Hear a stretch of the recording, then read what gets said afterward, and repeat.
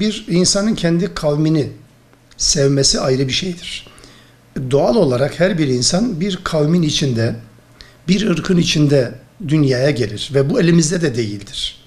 Elimizde olmayan bir şeydir. Yani Türk olmak, Kürt olmak, Arap olmak veyahut da derinin renginin sarı olması, beyaz olması, siyah olması elimizde değil. Elimizde olmayan bir şey, bakın elimizde olmayan bir şey ne onur duyma neden olur, ne de hakaret neden olabilir. Elinizde değil çünkü. Yani ben beyaz bir ailede doğmak istiyorum deseniz de olmaz. Bu elinizde olmadığına göre onur duyulacak bir konu da değil. Bakınız, ırkçılık tarafına geçmedim. Onur duyulacak bir konuda değil. Aynı zamanda hakir görülecek, küçümsenecek bir konuda değildir. Birinin diğerini küçümsemesi anlamında. Ama bir insanın doğal olarak kendi bulunduğu, yaşadığı, doğduğu muhiti sevmesi, tercih etmesi doğaldır. Hatta insanlar genelde doğdukları yerlerde büyürler. Zaruri bir ihtiyaç olmadıkça, ilim için yolculuk ya da rızık temin için yolculukların dışında insanlar genelde gitseler bile kendi memleketinde dönerler. Bu gayet açık bir şeydir. Bunun ötesine geçmek, yani haksız olduğu halde, hak etmediği halde kendi mensubu bulunduğu bir kabileyi, sadece ırkı demiyorum, bir kabileyi, bir aşireti, bir toplumu yüceltmek, hak etmediği halde bunu övmek, eleştirilmesi gerekirken eleştirmekten kaçınmak, övmeyi hak eden bir durum yokken övmek, bu o topluma yönelik, o kabileye yönelik, o ırka yönelik bir ırkçılıktır, taassuptur. Bu yönüyle Allah Resulü Arap'tır. Ben Kürdüm, sen Arapsın, öbürü Çerkez'dir. Bunu ifade etmek önemli değil. Ama mesela bazen ürkütücü bir cümle duyuyorum. Müslüman olduğunu söyleyenlerden, elhamdülillah Kürdüm diyor, elhamdülillah Türk'üm diyor. Pardon, yani bu senin elinde olan bir şey değil ki sen buna hamd ediyorsun. Elhamdülillah Müslümanım çünkü sen bunu tercih ettin. Bunu söyle. Ama ırkının hamd olmaz. Çünkü senin elinde olan bir şey değildir. Fazilette değildir. Hucurat suresinde malum, çok sıkça gündeme getirilen bir konudur.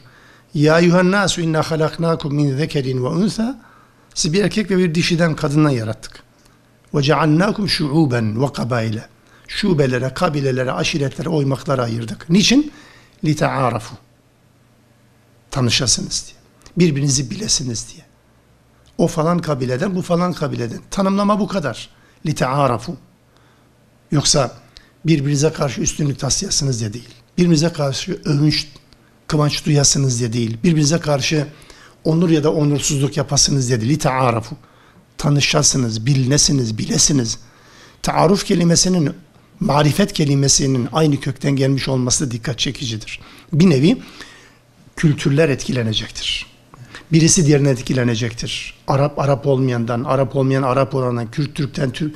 Bunlar hepsi taarruftur. Bu olması gereken budur. Onun ötesine geçtiğiniz zaman, bir adım dahi geçtiğinizde maksadı aşmış olur. Bu da ırkçılıktır. Bu yönüyle de Resulullah'ın aleyhissalatü vesselam'ın yaşadığı dönemde de neticede insanlar, beşeri özellikleri bir tarafa atmış değiller. Onlarda da zaman zaman bu tür hastalıklar nüksedebiliyor icabında. Ama Allah Resulü bunun önüne geçmek için bir takım parametreler belirlemiştir. Söz gelimi Ebu Zer gibi bir insan, bir sahabi, Bilal ile karşılaştığı zaman bir gün işte beşer sinirlenmiş, onun renginin, teninin rengini problem edinerek siyah kadınlı oldu dedi. Bilal de üzüldü. Aşağılayıcı bir ifade kullandı. Allah Resulü bu intikal ettiği zaman Allah Resulü Ebu Zer'i çağırdı. Dedi ki, sende cahiliye döneminin özelliklerinden bir özellik var. Bakın sen cahilsin demedi. Ama sende cahil özelliklerinden bir özellik vardı. Bunu al dedi. Ve istiğfar etti. Özür diledi. Bilal'den özür hakkını helal etmesini istedi. Tabiri caizse.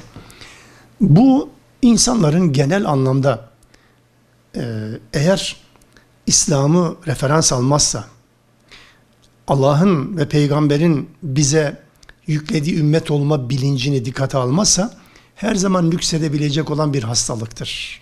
Doğal olarak şunu söyleyeyim. Irkçılık hangi ırka ait olursa olsun, bu anlamdaki bir ırkçılık İslam'dan uzaklaşmanın adıdır. Cahiliye adetidir. Cahiliye anlayışıdır. Hatta iman konusudur bakın. Sadece bir normal bir konu değil bakın. İman konu. Niye iman konusudur diyorum? Çünkü Allah Resulü Aleyhisselatü Vesselam çok açık söylüyor. Leyse minna diye başlayan bir cümle var.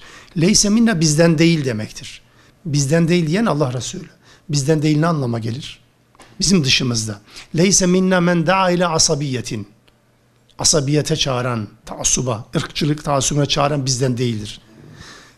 Irkçılık üzere ölen bizden değildir. Irkçılık için mücadele edip savaşan da bizden değildir. İman konusudur bu. Peygamber Aleyhisselatü Vesselam'ın ki üslubu ne kadar nazik.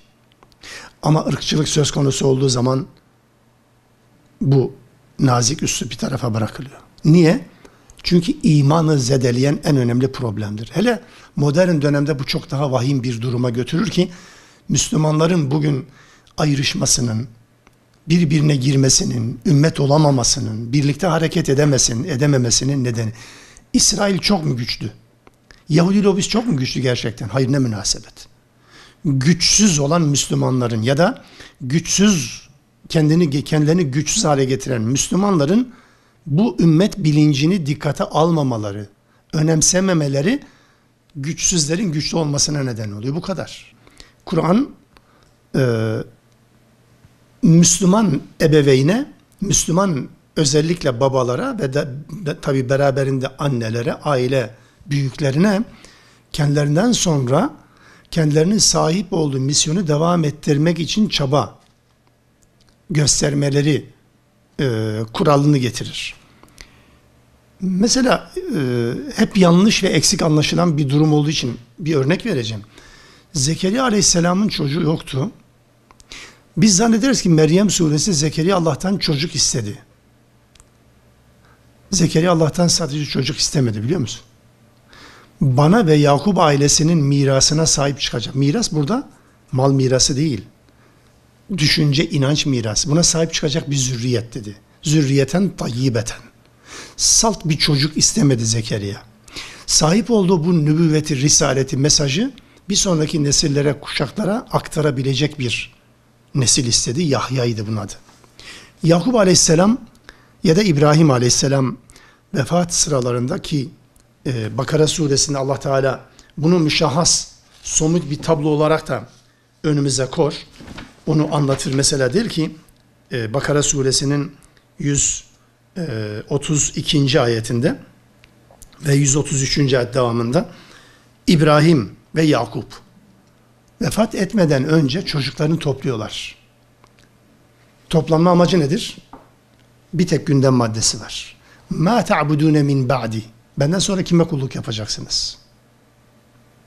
Çocukları babalarının son tavsiyelerini alıyor ve onun sorduğu soruya dediler ki biz atan İbrahim'in, İsmail'in, İshak'ın ve onların mesajına tabi olacağız. Onların kulluk yaptığı ilaha, Allah'a kulluk yapacağız dediler. Ve rahat vefat etti. Bu bir model, bir örnek. Nedir konu? Müslümanlar kendilerinden sonra, bakın Müslümanlar diyor, Müslüman anne babalar, kendilerinden sonra kendileri gibi düşünen, kendileri gibi yaşayan, kendileri gibi hassasiyeti olan bir neslin bırakılması için çaba göstermek zorundadır. Bir gözlem olarak şunu söyleyeyim, bir eleştiri, bu eleştiriyle birlikte de yapılması gereken ortaya çıkar. Bakın mesela, ben doğuluyum. Doğuda Marksist ideolojinin sadece büyükler tarafından değil, küçükler tarafından bile konuşulduğunu, ya şimdi öğrencilerimiz var, zaman zaman okullarda öğretmenlik yapıyorlar. Bazen soruyoruz ne var, öğretmenlik nasıl gidiyor diye. Birinin diğerinden haberi olmadan söyledikleri cümleler hep aynıdır. Hocam ortaokul 2. sınıf öğrencisi kalkıp bana rahatlıkla bir örgütün, Marksist bir örgütün propagandasını yapabiliyor. Kaç yaşında ortaokul 2. sınıf öğrencisi? 10 yaşında, 11 yaşındadır. Peki bu çocuk kitap okuyarak mı öğrendi? Hayır. Nereden öğrendi?